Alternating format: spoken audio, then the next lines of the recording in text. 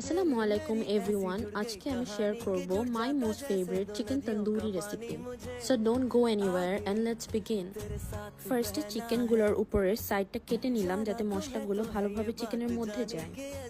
এবার ম্যারিনেট করার জন্য 250 গ্রাম টক দই দিয়ে দিলাম, তার সাথে দিয়ে দিলাম সয়া সস, এরপর আদা রসুন আর জিরা বাটা দিয়ে নিলাম।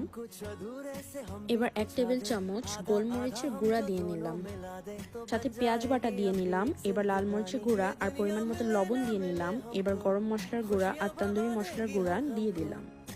সুন্দর একটা স্মেল আসার জন্য সরিষার তেল দিয়ে নিলাম। এবার চিকেনগুলোকে ভালোভাবে ম্যারিনেট করে নিলাম।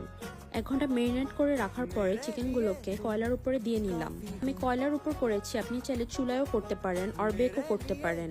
চিকেনগুলো যাতে বেশি বার্ন না হয়ে যায় এজন্য একটু পরপর চেক করতে হবে আর ফ্লিপ করে দিতে হবে। মেক শিওর চিকেনের উপর একটা ব্ল্যাকিশ ইফেক্ট আসছে। আপনারা চাইলে